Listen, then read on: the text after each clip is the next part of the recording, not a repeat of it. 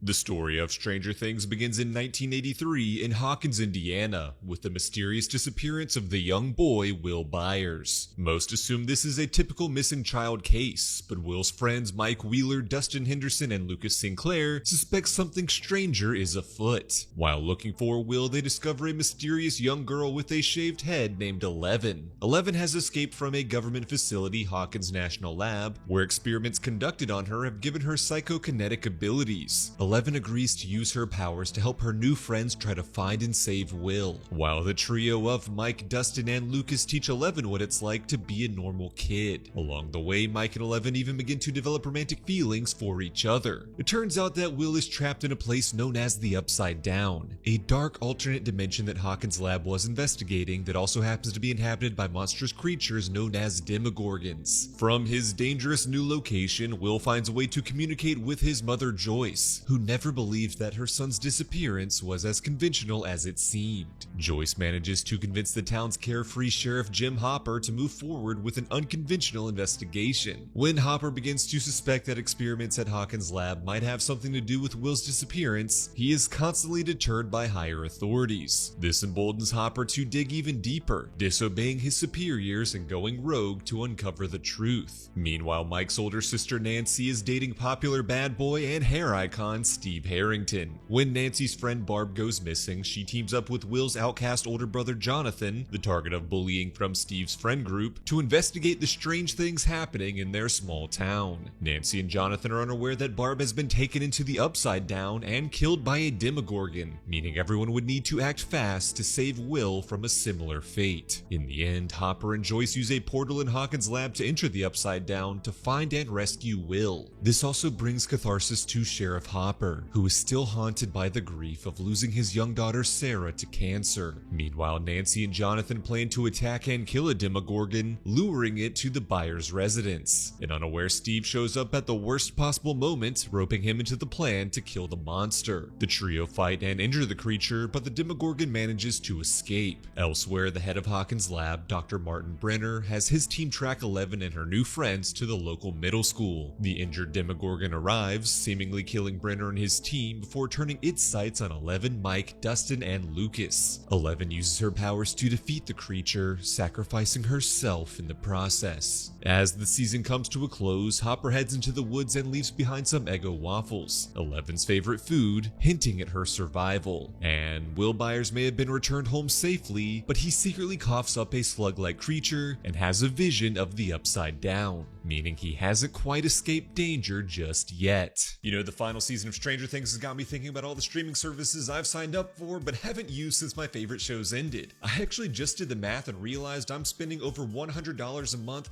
on subscription services I don't even use anymore. Well, thankfully today's sponsor Rocket Money is here to help. Rocket Money is an all-in-one personal finance app that helps you cancel subscriptions, lower bills, and manage your money better. The Rocket Money app is super easy to use. Once I connected my bank account, it identified all of my various subscriptions into a single list, and with just a few taps I could select the ones I didn't want anymore and wanted Rocket Money's help to cancel. Rocket Money has helped its customers save up to $740 a year by using all of the app's premium features. In total, they've helped customers save over $880 million in canceled subscriptions. But it's not just saving you money on unneeded subscription services. Rocket Money can also help lower your expenses by negotiating your monthly bills for you. Instead of having to contact customer service for your phone or internet bills yourself, Rocket Money's negotiators go to work for you to get the best possible rate. And did I mention that Rocket Money's app can help you create a customized budget in seconds and automatically analyze your accounts to help you save for your financial goals faster? So take control of your finances today. Click the link in the description or scan the QR code on the screen to get started for free. Thanks again to Rocket Money for sponsoring this video. Now let's get back to the recap.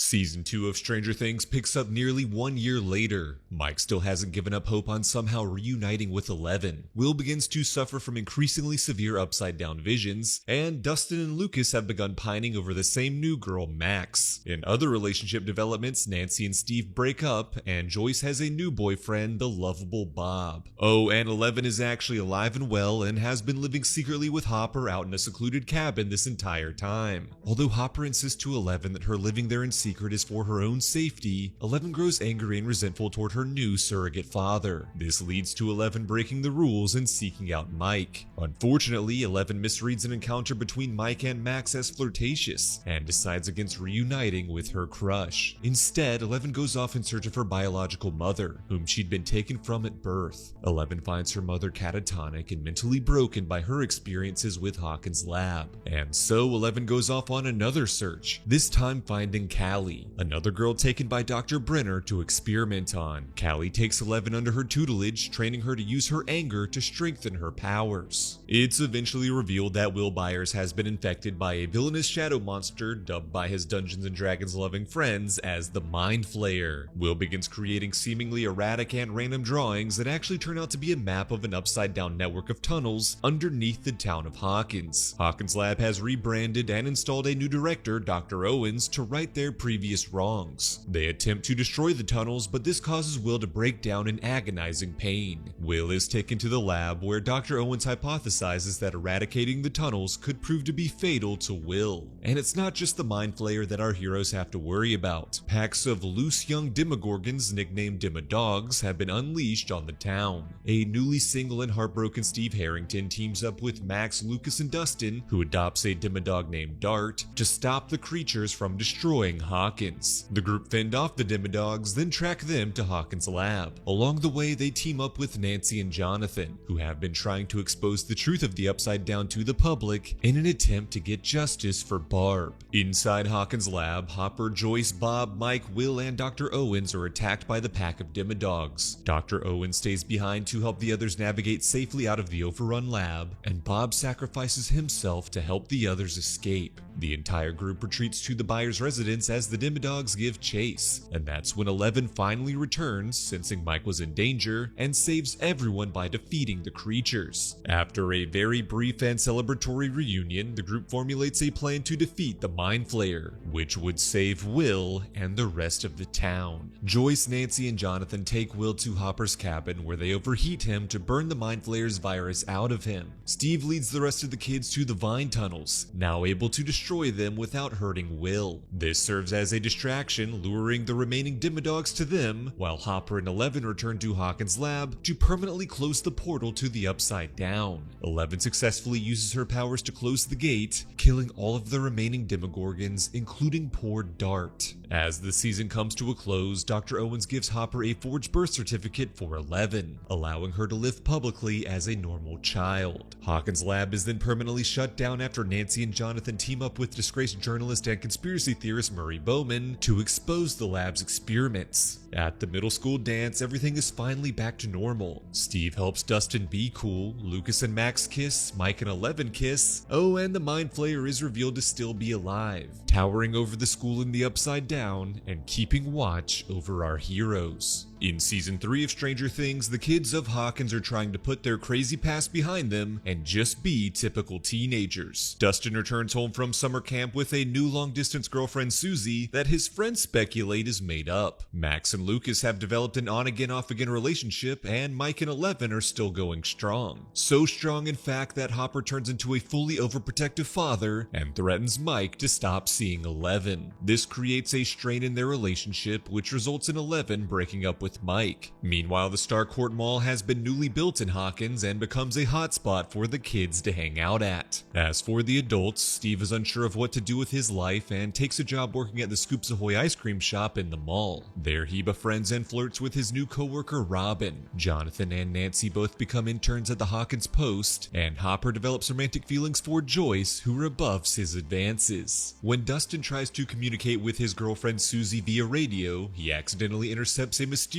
Russian transmission. He teams up with Steve, Robin, and Lucas's younger sister Erica to decode the message, revealing that Russians were unloading mysterious shipments at the Starcourt Mall at night. Upon further investigation, the group discovers an elevator leading to a Russian lab deep below the mall's surface. Inside the lab, the group finds Russian scientists attempting to reopen a portal to the Upside Down. Steve and Robin are captured and interrogated by the Russians, but are saved by Dustin and Erica. Following his brush with death, death, Steve confesses his true feelings for Robin, who in turn comes out to him as a lesbian. Meanwhile, Joyce begins to notice demagnetization around her home and office and brings Hopper in to help her investigate. At first, they suspect the answer to once again lead back to Hawkins' lab, but instead find out from Hawkins' corrupt Mayor Klein that the Russians had been buying abandoned properties throughout town, including the newly constructed mall, for some mysterious, nefarious purposes. Eventually, Hopper and Joyce befriend a kind Russian scientist named Alexei, who doesn't speak any English. They take Alexei to conspiracy theorist Murray Bowman to help translate. Alexei confirms to them that the Russians were attempting to reopen the portal to the Upside Down below the Starcourt Mall. The group is then pursued by a Russian soldier named Grigory, who kills Alexei for his betrayal. Nancy and Jonathan begin investigating the home of an elderly woman named Mrs. Driscoll, who is concerned about rabid rats eating her fertilizer. Nancy and Jonathan discover that this wasn't an isolated incident, as rabid rats are spotted all over town. Soon, Mrs. Driscoll herself is eating fertilizer, and Nancy and Jonathan realize that she's been possessed by the Mind Flayer. Also possessed by the Mind Flayer is Max's older brother Billy, who is used by the Mind Flayer to amass an army of possessed victims. Eleven uses her powers to locate the Mind Flayer by going inside the possessed Billy's mind. He reveals that the Mind Flayer wants to kill her as revenge for closing the portal to the Upside Down. The possessed army then begins to dissolve together to form a giant organic mass, the physical embodiment of the Mind Flayer. The Mind Flayer attacks Eleven's group, seriously wounding Eleven. The group then teams up with Nancy and Jonathan to head to the mall to rescue Steve, Robin, Dustin, and Erica. Eleven defeats the Russians but collapses due to her wound from the Mind Flayer. She realizes a piece of the Mind Flayer has been embedded inside her, and upon removing it, she suddenly loses all of her powers. Hopper, Joyce, and Murray arrive at the mall to save the kids and destroy the Russian machine that is opening a new portal. As the kids try to leave, the Mind Flayer and Billy trap them inside the mall. Eleven manages to get through to the possessed Billy, recounting his happiest memory with his deceased mother that Eleven had witnessed when previously inside his mind. Billy then realizes all of the terrible things he has done and sacrifices himself to the Mind Flayer in order to save his sister Max and all of her friends. Down in the lab, Hopper, Joyce, and Murray race to the machine, guided by Dustin via radio. To shut down the machine, the trio needs to crack a safe that holds the necessary shutdown keys. The combination to the safe is the quantum mechanics equation for Planck's constant. Fortunately, Dustin knows exactly who to call for the solution and radios his very real camp girlfriend Susie. Susie, unaware of how dire Dustin's situation is, forces him to duet the theme song from Neverending Story before giving him the code. Hopper and Joyce then open the safe and grab the keys, ready to shut down the machine. Unfortunately, Grigory arrives and attacks Hopper. Hopper kills Grigory by throwing him into the machine, causing the whole system to malfunction. Hopper is left with no way to escape and gives Joyce the signal to destroy the machine anyway. A distraught Joyce turns the key, closing the gate and saving the day, but vaporizing Hopper in the process. With the gate to the Upside Down closed, the Mind Flayer in the mall collapses and dies. 3 months later, Starcourt Mall is destroyed and the corrupt Mayor Klein is arrested.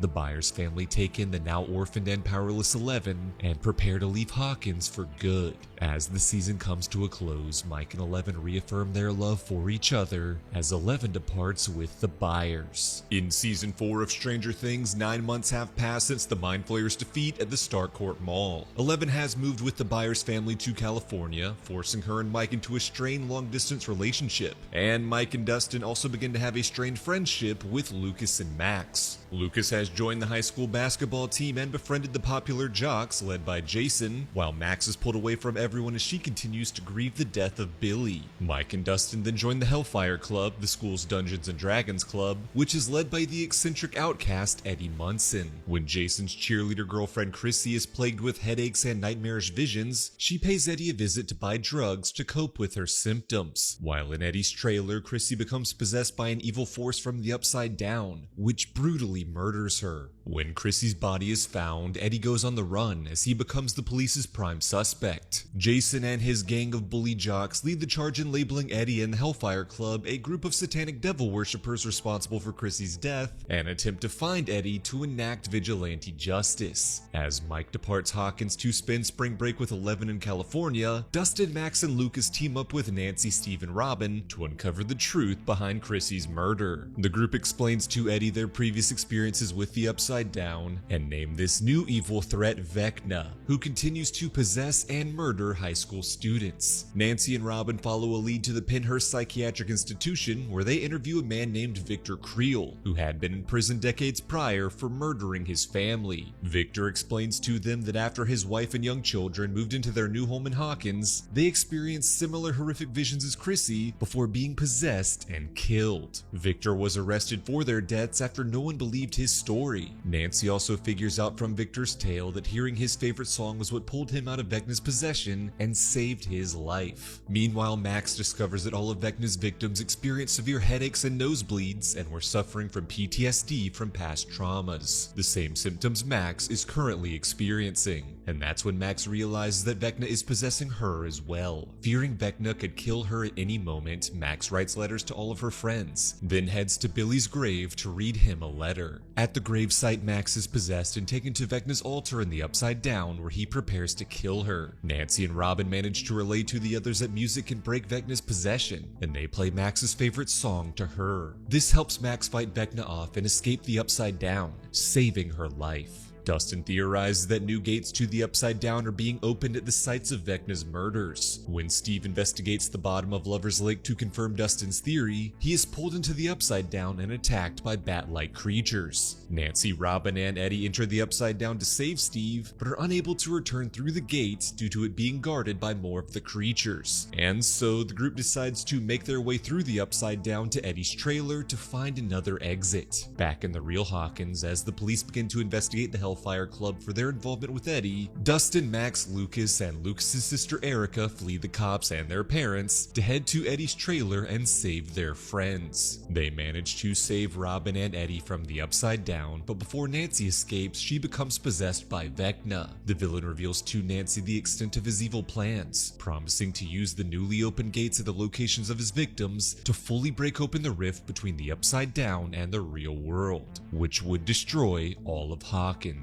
Meanwhile, Mike arrives in California to spend his spring break with Eleven and the Byers family. He quickly discovers that although Eleven had told him she was doing great, she is actually depressed and mercilessly bullied. Eleven is also upset with Mike for not telling her he loves her. Will has his own issues with Mike, feeling abandoned by his best friend who only seems to care about Eleven. And Jonathan is dealing with his own relational issues, too afraid to tell Nancy that he is having second thoughts about their college plans, wanting to stay close to protect his family. The kids quickly have the house to themselves as Joyce receives a message from Hopper, revealed to have survived the Starcourt Mall explosion and is currently imprisoned in Russia. A kindly prison guard named Antonov agrees to help Hopper escape and tells Joyce to bring $40,000 to a Russian pilot in Alaska. Joyce teams up with Murray Bowman to head to Alaska, where they meet the eccentric pilot Yuri. Yuri betrays them, drugging Joyce and Murray, ratting out Antonov to the other Russians, and thwarting Hopper's escape attempt. As Yuri flies a captured Joyce and Murray to turn over to the Russians, they escape their binds and Murray uses his new black belt skills to subdue him. They hatch a plan to break Hopper out of prison, with Murray posing as Yuri to deliver Joyce and the real Yuri to the Russians. The plan works and the group are allowed to enter the prison, where they are taken to watch Hopper, Antonov, and a group of prisoners fight a Demogorgon. Hopper uses his prior experiences with the creature to save his and Antonov's lives, while Murray and Joyce reveal their ruse, subduing the guards and unlocking the doors to allow Hopper and Antonov to flee. Hopper and Joyce have an emotional reunion and the group make their escape, but upon learning of the dangers back in Hawkins, Hopper, Joyce, and Murray return to the Russian prison to battle their lab filled with Demogorgon test subjects in the hopes that it will help the kids in their battle against Vecna. Back in California, after her bullies publicly humiliate her, Eleven finally snaps and assaults one of them. After being arrested, Eleven is saved by Dr. Owens, who warns her of everything that is happening back in Hawkins. While higher-ups in the government believe Eleven could be responsible and is too dangerous, Owens assures her that he believes that she is good, and has been working on a program that could give her back her powers. Eleven agrees to go with Owens to attempt to restore her powers and save Hawkins from Vecna. When armed soldiers attack the Byers' house, Mike, Will, and Jonathan flee with Jonathan's stoner friend Argyle and race to find Owens and Eleven. Along the way, Will gives a rousing speech to encourage Mike, during which he implies that he's gay and in love with his best friend. Owens takes Eleven to a secret underground lab where he reveals that he's been working with a very much alive Dr. Brenner to develop an isolation tank known as Nina that would allow Eleven to access her forgotten memories and reawaken her powers. Inside Nina, Eleven remembers her time in Hawkins' lab under the care of Dr. Brenner, where she was bullied by her fellow superpowered experiments. Eleven had been befriended by a kind orderly who warned Eleven that Brenner wasn't to be trusted. Eventually, the orderly reveals himself to be One, the first child experimented on by Brenner, who had a device in his neck that suppressed his powers. Eleven helped remove the device to allow them both to escape, but the orderly instead massacred everyone in the lab. It turned out the orderly was actually Henry Creel, the son of Victor Creel. He had used his psychic abilities to murder his mother and sister, and though Victor was told Henry died, he was actually placed in the care of Brenner. And now that Eleven knew his villainous secret, he was going to kill her too. Eleven managed to overpower Henry, ripping open the first portal to the Upside Down and sending Henry through it, where he was transformed into Vecna. Back in the present, Eleven has fully regained her powers and wants to return to Hawkins to save her friends from Vecna, but Brenner doesn't believe she's ready and sedates her. And that's when the corrupt group of soldiers arrive, wanting to kill Eleven as they believe that she was the source of evil in Hawkins. Brenner protects Eleven and attempts to flee with her from the lab, but is shot and killed during the escape. Eleven regains consciousness and kills the pursuing soldiers, and is then rescued by Mike and the others. Back in Hawkins, the group devise a plan to defeat Vecna. Max, Lucas, and Erica head to the Creel house, where Max allows Vecna to enter her mind and possess her. While Vecna is distracted with Max, Steve, Nancy, and Robin enter the Upside Down to kill him. And to help distract the Legion of Bats from attacking Steve, Nancy, and Robin on their mission, Dustin and Eddie enter the Upside Down to act as decoys. Unfortunately, the plan quickly goes awry. Dustin and Eddie are overwhelmed by the bats, but instead of fleeing, Eddie sacrifices himself to buy his friends more time.